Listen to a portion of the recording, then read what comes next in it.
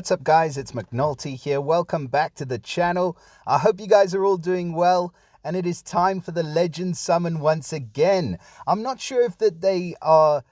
I'm not sure about them releasing these summons on a Friday, but I hope you guys are having a good Friday, and it certainly is going to be a good one if you manage to get your hands on Lazara, because this is a very, very important hero that we're going to have a look at today. So we've got Lazara and another new hero featured in the Legends portal. So without any further ado, we're going to jump straight in and have a look at these heroes and see what they're all about. So if I can close down the other pop-ups, let's get into the portal. So Lazara is going to be our newest hero from the Champions family. And then we've got a costume for the old school Gregorian. So we're going to have a look at both of these heroes today. But I really am excited about this hero. So I want to start off with Lazara. Lazara is going to be the first holy hero from the Champions family. And the class is the Barbarian class. So yeah, not the greatest, but there is a lot of good stuff going on with this hero. So don't let that put you off. Now, the family bonus for the Champions family is an increase on the attack for 1, 2, or 3 heroes, up to a massive 65% increase on the attack. So that is really useful, regardless of whether you've just got a single one of these Champions heroes or whether you have 3 or more. Now, the passives for this hero are incredible. We're going to start off with the one that we're a bit more familiar with, which is this first mana buff on status ailment received. So he receives 24% mana generation for 3 turns when he gets a status ailment or a negative stack. Why has he disappeared? There he is. Okay, so status ailment or negative stack gives him 24% increased mana generation for 3 turns. Now, the second of these passives is where this guy starts to come into his own. So this is the first time we've seen this second one, and it's a health boost on attempted ally cleanse. So when an ally attempts to cleanse by using a special skill, whether it happens or not, all allies will receive 300 boosted health. And this effect can activate once per turn, but that's really all you need. So this is really amazing in the fact that you don't need a cleanser that heals in order to have this effect take effect. All you need is a cleanser to go off, and all of your allies are going to get 300 boosted health. So that's a pretty decent passive. I say pretty decent is probably understating it. That is a really, really good passive skill. The second passive here is damage on an attempted enemy cleanse. So when an enemy attempts to cleanse by using special skills, all enemies will receive 300 damage. Again, the effect can activate only once per turn. But that is, again, all you need, because if any enemy attempts to cleanse, they're going to be receiving, all enemies are then going to receive 300 damage. So a boost if any of your allies cleanse, and some damage on the enemies if any of the enemies attempt to cleanse. So I really love this passive. Both of those passives for this hero are awesome. Now, moving on to Lazara's stats. If we switch the max power preview off, we're going to see he's got a team power of 1,015. So over 1,000, well over 1,000 on attack, 1,040 attack, 1,017 on his defense, and 1,730 on the health. So really good stats across the board for him, and very balanced. So nothing really leaning more towards one side or the other with attack or defense. He's just a really well-rounded hero. And Lazara is going to be running at average speed for the special. So the special, as we can see, it's home run. He's about to smack that ball for over the boundaries. I don't even watch baseball, to be fair, but like I kind of get the concept. But yeah, he's looking like he's going for it there. So that is his special skill. It's home run. And his special cleanses status ailments from all allies without triggering secondary effects. So this is very important. This is why this hero is so good, because we do have a lot of heroes that give ailments where if you cleanse the ailment, then you receive a certain amount of damage, or there is a secondary effect that gets triggered. But Lazara is able to prioritize a cleanse without triggering any secondary effects. So a really, really good counter to a lot of extremely powerful heroes that we have in the game at the moment. And then he deals 325% damage to all enemies, and all enemies get minus 50% decrease for any healing received for 4 turns. That is also pretty important because remember his passives.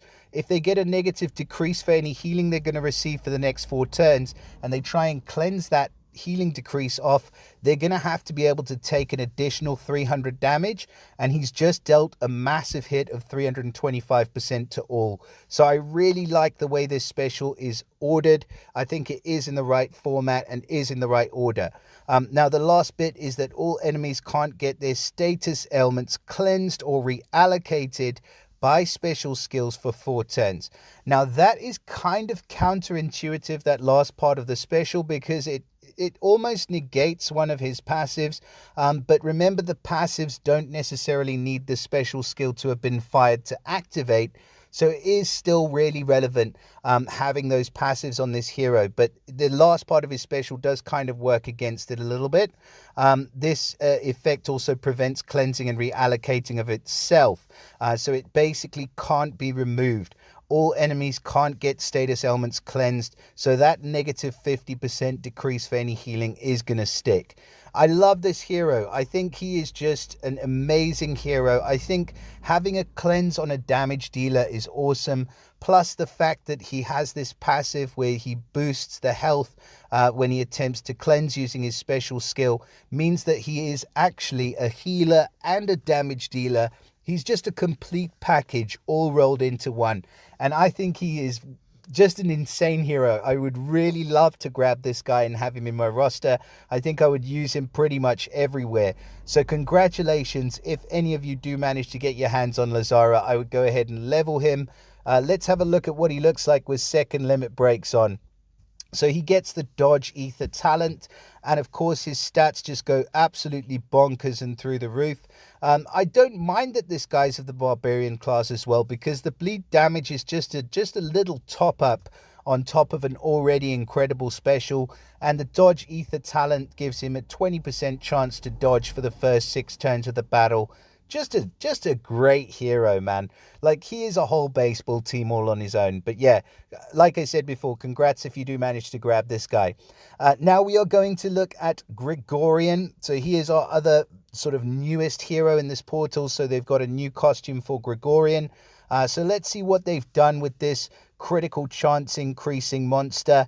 At least he was a little while back, but I'm not sure. In terms of the stats now, things are just rocketing forward at a pace that none of us have ever expected or experienced before. So he is now of the rogue class. He was in his previous costume a ranger. I mean, the ranger class was pretty good for him because he is dealing quite a bit of damage for a average speed hero, 455% snipe, and you really do want that chance to bypass. But the rogue class is better because it gives him the chance to dodge. He is of the 2018 Legends family, so they get the bonus of increased defense for 1, 2, or 3 heroes, and for 2 or more heroes, the element link will affect all allies. He does also get the costume bonuses, which are huge. An attack increase of 21%, defense 21%, health of 38%, and the mana bonus of 5%, which is all important for these heroes, especially him being an average speed hero means that mana bonus can take advantage of a lower level troop. So I really do like that bonus for him. And then the passive, I love this one, the dispel on special skill. So when he casts his special skill, he dispels the newest status effect buff from all enemies. So he is now a dispeller. Don't forget that when you get the costume, you've got a dispeller in Gregorian now, which wasn't something that he was able to do before. So that is awesome. Now the stats in total, we're looking at 935 on the team power again. So pretty, I mean, even with those massive bonuses for the costume and everything else that we've just been over, he's still a little bit limited in terms of his standing up to the big boys, shall we say. So he's a little bit behind in terms of stats, but still usable at 935 power. Exquisite Alchemy is now going to be his special. It was Unwavering Focus, so they normally keep the name quite similar, but they've gone completely left field with that one. So he deals 435% damage to the target. It's a bit of a reduction in the damage from 455, but all allies now get a 40% critical chance for 4 turns. So that means they have a 40% extra chance to deal double damage with their hits. That's what critical chance is all about. And it now lasts for 4 turns instead of for 3 turns. So I actually like that. 4 turns compared to 3 turns is really an eternity in this game. So I think him having that extra turn of critical chance will really make a difference, and an increase from 30% to 40% will make a pretty big difference as well.